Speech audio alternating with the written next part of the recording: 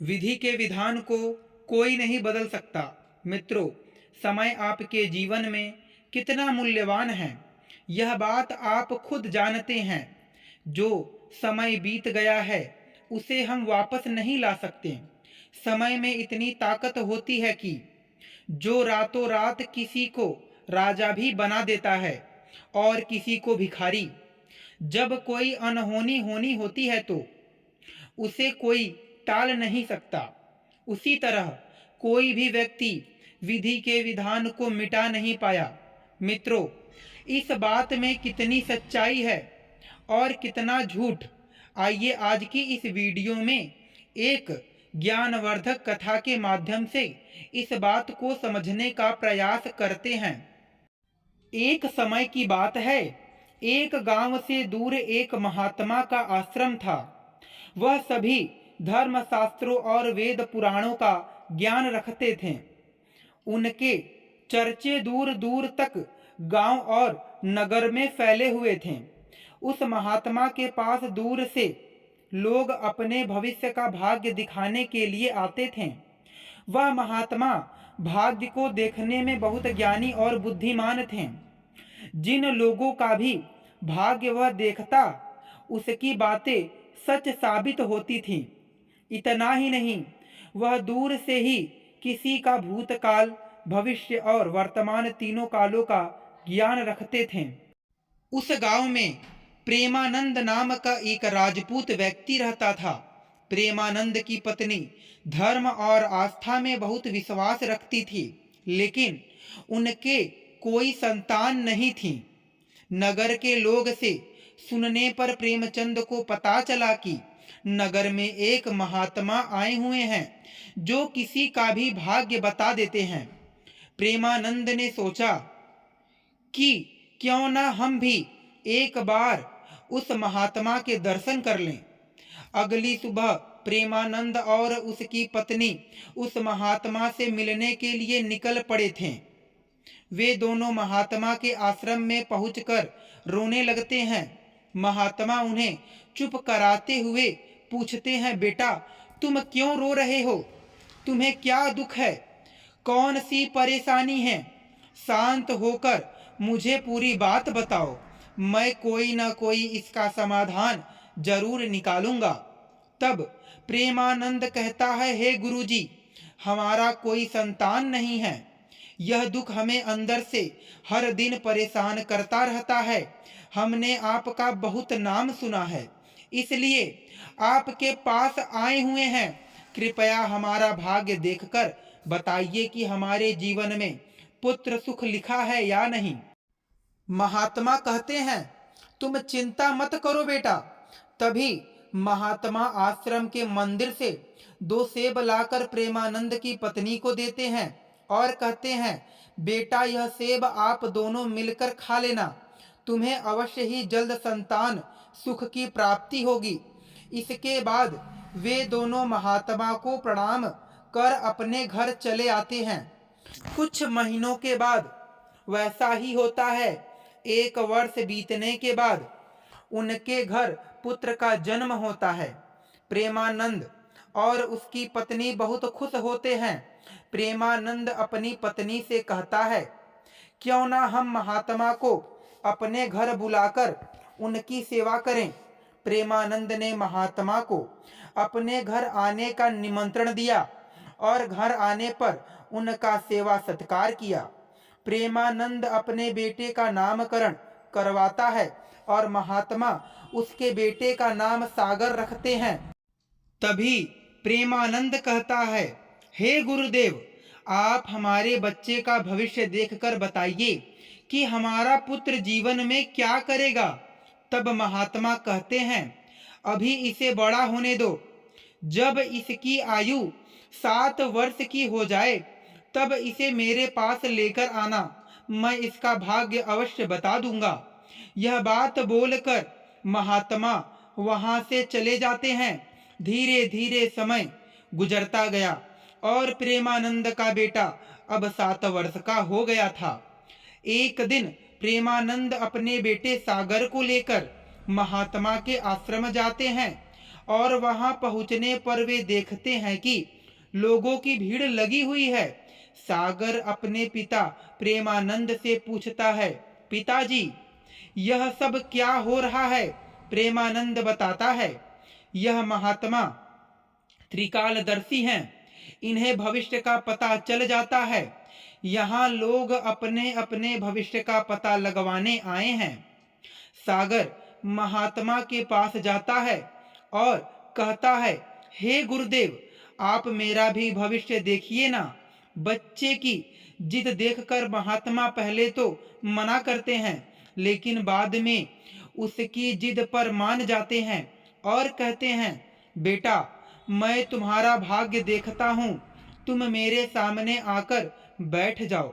फिर महात्मा प्रेमानंद के पुत्र का भाग्य देखने लगते हैं। उन्होंने सबसे पहले अपना ग्रंथ खोला और सागर के ललाट को देखा। जब गणना की तो महात्मा ने देखा कि प्रेमानंद के पुत्र का विवाह एक नीच कुल की कन्या से होना लिखा है। यह देखकर महात्मा चिंतित हो गए कि प्रेमानंद जो उच्च कुल का राजपूत है, उसका पुत्र किसी नीच कुल की कन्या से विवाह करेगा। यह सुनकर प्रेमानंद ने कहा, हे गुरुदेव, मैं ऐसा नहीं होने दूंगा। जब मैंने जान लिया है तो मैं इसके भाग्य को बदल दूंगा। महात्मा ने और गहराई से ग्रंथ में देखा तो पता चला कि गंगा के किनारे कई कोस दूर एक मछुआरे का परिवार रहता है। उसके परिवार में अब तक 5 पुत्रियों का जन्म हो चुका है और उसकी 5वीं पुत्री, जिसका नाम यामिनी है और जिसकी उम्र अभी 5 वर्ष है, उसी से सागर का विवाह होगा। महात्मा ने प्रेमानंद को यह सब बताया। यह सब सुनकर प्रेमानंद ने निश्चय किया कि वह अपने बेटे के भाग्य को बदल कर रहेगा और उसे मछुआरे की बेटी से विवाह नहीं करने देगा। प्रेमानंद ने कहा, हे गुरुदेव, आज मैं देखता हूँ कि भाग्य बड़ा है या मैं बड़ा हूँ। इसके बाद वह मछुआरे के घर पहुँचता है। मछुआरे ने देखा कि नगर के बड़े राजपूत उसके द्वार पर खड़े हैं, तो उसने आदर पूर्वक उनका सत्कार किया। मछुआरा बोला, यह तो मेरे लिए सौभाग्य की बात है कि आप जैसे महान व्यक्ति मेरे द्वार पर आए हैं। प्रेमानंद ने कहा, हे मछुआरे, मैं किसी उद्देश्य से आया हूँ। मुझे पता चला है कि तुम्हारी 5 वर्षीय पुत्री यामिनी तुम्हारे परिवार में है। मेरे गुरु त्रिकालदर्शी हैं और उन्होंने मुझे बताया है कि तुम्हारे परिवार पर एक बड़ा संकट आने वाला है। जब तक तुम्हारी सबसे छोटी पुत्री घर में रहेगी, तुम्हें पुत्र की प्राप्ति नहीं होगी। यदि तुम अपने घर के आंगन में पुत्र को खेलते देखना चाहते हो तो तुम्हें अपनी छोटी पुत्री को घर से दूर करना होगा। मछुआरे ने कहा, प्रेमानंद जी, यह तो मेरी नवजात पुत्री है, उसे मैं कैसे घर से बाहर निकाल सकता हूँ? प्रेमानंद कहते हैं, मछुआरे, मैं तुम्हारी सहायता कर सकता हूँ। मेरी कोई पुत्री नहीं है, तुम अपनी इस छोटी कन्या को मुझे दे दो, मैं इसका पालन पोषण करूँगा और जब यह बड़ी हो जाएगी तो इसके लिए एक अच्छा सा वर ढूंढकर इसका विवाह भी कर दूंगा।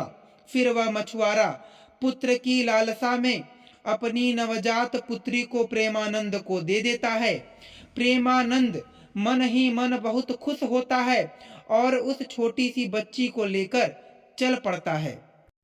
चलते चलते वह सोचता है कि अगर उसने इस कन्या को मार दिया तो उस पर बाल हत्या का आरोप लग जाएगा।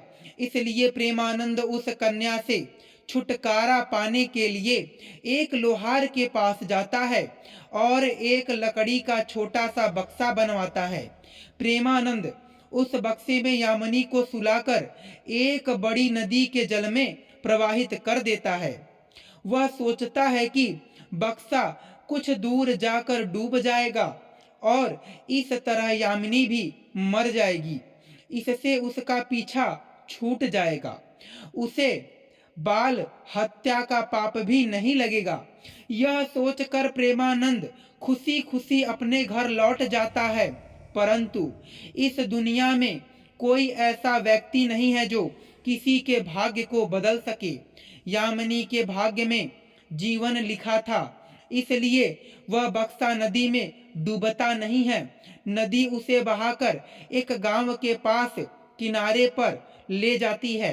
उधर उस नगर के बड़े खानदान पर राजपूत सुरेश चंद्र को सुबह सुबह स्नान करने के लिए नदी के किनारे आता है। उसकी नजर उस बक्से पर पड़ती है। जब वह राजपूत उस बक्से को खोलता है तो देखता है कि बक्से के अंदर बहुत ही सुंदर कन्या लेटी हुई है, जो काफी डरी हुई है। वह राजपूत संतानहीन था और गंगा जी से रोज संतान प्राप्ति की प्रार्थना करता था। उस बच्ची को देखकर सुरेश चंद सोचने लगा कि गंगा मैया ने मेरे लिए इस पुत्री को मेरी संतान बनने के लिए ही भेजा होगा और मेरी प्रार्थना गंगा माँ ने स्वीकार कर ली है।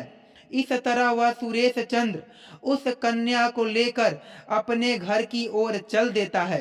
जब सुरेश चंद अपने घर पहुंचता है तो उस छोटी सी बच्ची को अपनी धर्म पत्नी को दिखाता है तो उसकी पत्नी कहती है, आप यह किसकी कन्या को घर में लाए हैं?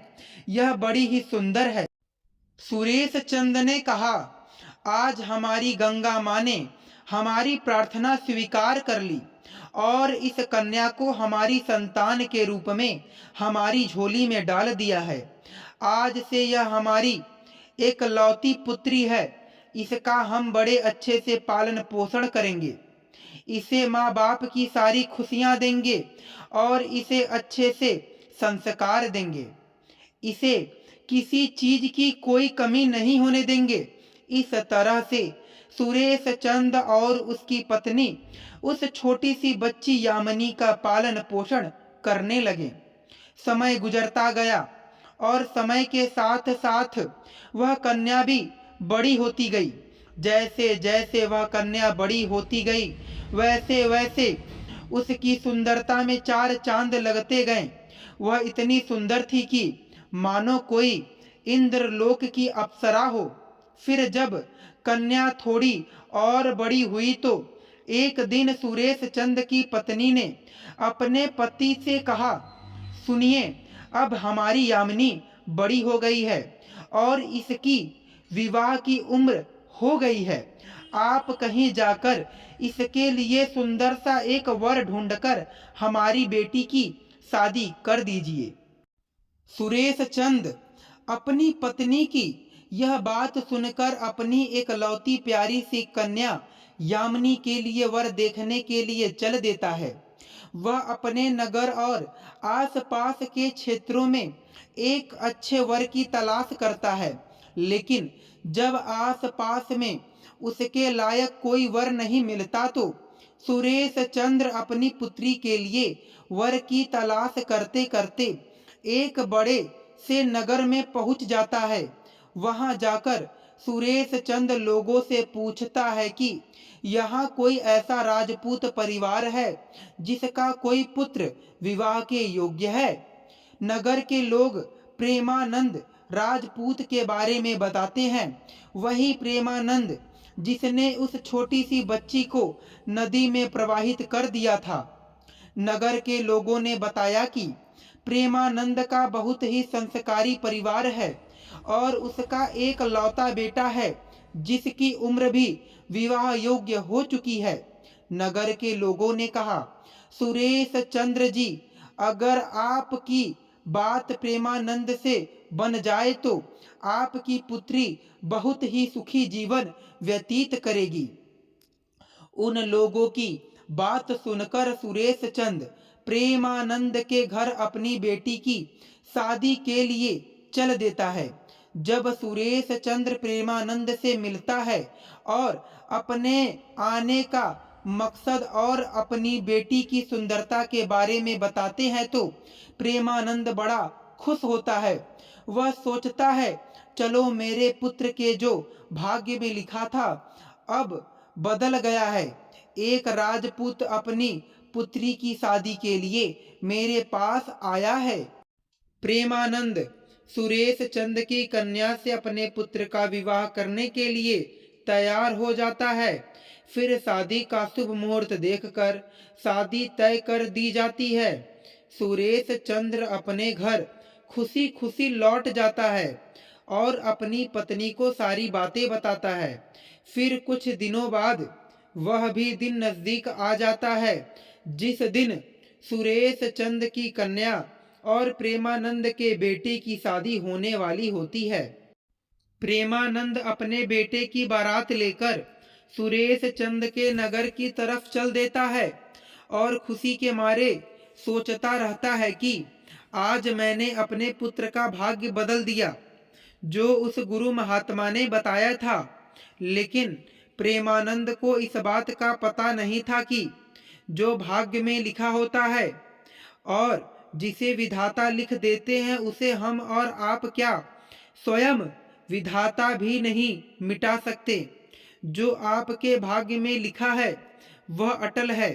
जैसा जिसके भाग्य में लिख दिया जाता है वैसा तो एक ना एक दिन होकर ही रहता है।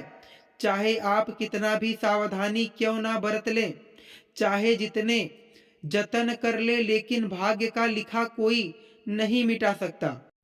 वह एक ना एक दिन आपके सामने उपस्थित हो ही जाता है। इस तरह संयोग से आज वही मछुआरे की छोटी सी बच्ची जो सुरेश चंद राजपूत की कन्या बनकर प्रेमानंद के पुत्र के साथ विवाह करने के लिए तैयार हो रही है, जिसे प्रेमानंद ने नदी में बहा दिया था। फिर उस कन्या की शादी प्रेमानंद के बेटे के साथ संपन्न हो जाती है और इस तरह वह कन्या प्रेमानंद के घर में आगमन करती है।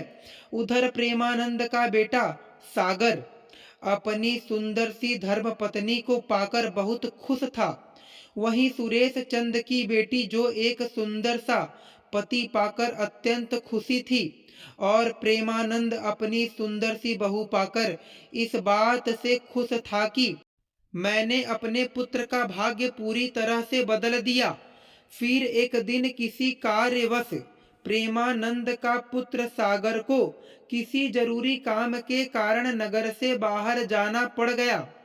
कुछ समय बाद प्रेमानंद अपनी पुत्र वधू को लेकर गुरु महात्मा जी के आश्रम में पहुंचते हैं। आश्रम पहुंचकर प्रेमानंद गुरुदेव महात्मा को प्रणाम करते हैं और कहते हैं, हे गुरुदेव, मैंने विधि के विधान को बदल दिया। प्रेमानंद की बातों को सुनकर गुरुदेव सोचने लगते हैं और फिर अंतर्ध्यान हो जाते हैं। जानकारी मिलने के बाद वे बड़ी जोर से हंसने लगते हैं। गुरुदेव को हंसते हुए देखकर प्रेमानंद पूछता है, हे गुरुदेव, आप ऐसे क्यों हंस रहे हैं? तब गुरुदेव प्रेमानंद को समझाते हुए कहते हैं, अरे बेटा, यह वही लड़की है जिसे तुमने नदी में बहा दिया था। यह सुनकर प्रेमानंद हक्का बक्का रह जाता है और उसे पसीना छूटने लगता है। फिर उसने सोचा, यह तो वही मछुआरे की लड़की है जिसे मैंने मरने के लिए नदी में प्रवाहित कर दिया था। फिर यह मेरे घर मेरी पुत्र वधू बनकर कैसे आ गई? उसने यामिनी से कहा, बुरा न मानो तो एक बात कहूं पुत्री, तुम अपने पिताजी की एक लौती पुत्री हो ना? तो यामिनी बोली, जी पिताजी, मेरे असली माता पिता तो भाव से बड़े ही दुष्ट निकले। उन्होंने मुझे 5 साल की अवस्था में ही एक नदी में बहा दिया था और जो मेरे नए माता पिता मिले हैं उन्होंने मुझे जिंदगी दिखाई, मुझे नया जीवन दान दिया। जिस दिन से मुझे नया जीवन दान मिला है तब से यही मेरे असली माता पिता हैं। प्रेमानंद यामिनी की बात सुनकर चौंक गया और जब प्रेमानंद ने यह साबित कर लिया कि यह वही मछुआरे की लड़की है, तो फिर प्रेमानंद ने यामिनी से अपना पीछा छुड़वाने के लिए एक योजना बनाई। उसने अपनी पुत्रवधू से कहा, यामिनी बेटी, तुम अगर अपनी पहली संतान पुत्र को प्राप्त करना चाहती हो तो मेरे साथ तुम्हें नदी के पास चलना होगा। जब दोनों ससुर और पुत्रवधू नदी के किनारे पहुँचे तो प्रेमानंद ने अपने हाथ से एक अंगूठी निकाली और उसे दिखाते हुए नदी के बीचों बीच में फेंक दिया। उसने कहा, बेटी, जिस दिन तुम्हें यह अंगूठी मिल जाए उसी दिन तुम अपने घर आ सकती हो। अगर यह अंगूठी तुम्हें नहीं मिली और तुम अपने पिता के घर पहुंच गई या फिर मेरे घर वापस आ गई तो तुम अपने पति को खो दोगी। इसलिए तब तक तुम्हें कहीं नहीं जाना है जब तक यह अंगूठी तुम्हें ना मिल जाए।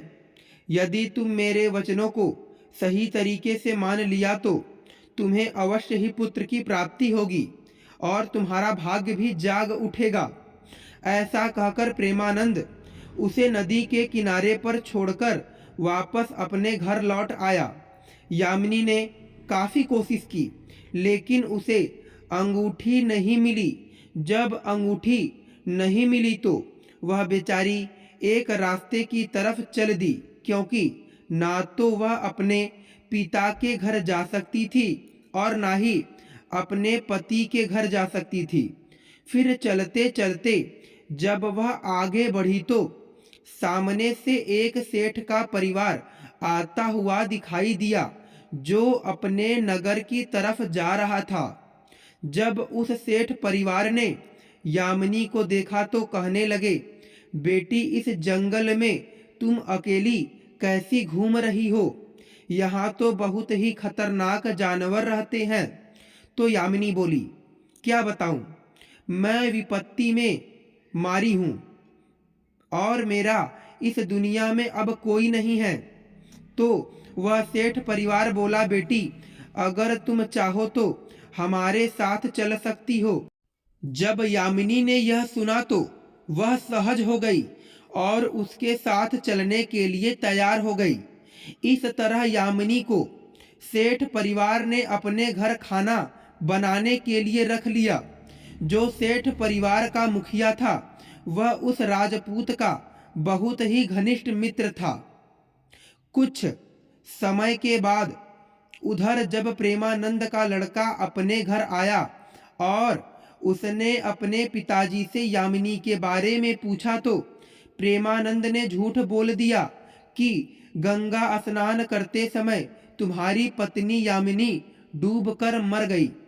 जब प्रेमानंद के लड़के ने यह सुना तो उसे काफी दुख हुआ।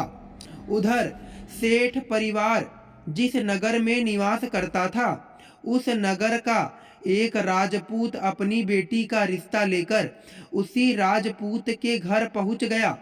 उस राजपूत ने प्रेमानंद राजपूत से जब अपनी पुत्री के विवाह के लिए प्रस्ताव रखा तो प्रेमानंद राजपूत ने उस राजपूत से कहा, हम अपने पुत्र के साथ तुम्हारी पुत्री का विवाह तो कर लेंगे, लेकिन विवाह से पहले हम आपकी कन्या को देखेंगे और उसके बाद ही विवाह तय करेंगे। प्रेमानंद को डर था कि कहीं मछुआरे की वही कन्या यामिनी फिर से विवाह ना कर ले जो उसके लड़के के भाग्य में लिखी है। वह राजपूत प्रेमानंद की शर्त मानने के लिए तैयार हो जाता है और अपने नगर को वापस लौट जाता है। जब प्रेमानंद अपने पुत्र के लिए लड़की देखने उस राजपूत के नगर की तरफ चल पड़ता, उधर जो अंगूठी प्रेमानंद ने नदी में फेंकी थी उसे एक मछली निगल गई थी। एक दिन किसी मछुआरे ने नदी में जाल फेंका तो उसे वही मछली मिली जो अंगूठी निगल गई थी। मछुआरे ने वह मछली पकड़ ली और उसे बेचने के लिए वहीं पहुंच गया। जहां वह सेठ का परिवार रहता था। सेठ के मुखिया को मछली खाना बहुत पसंद था, इसलिए उसने उस मछुआरे से वह मछली खरीद ली।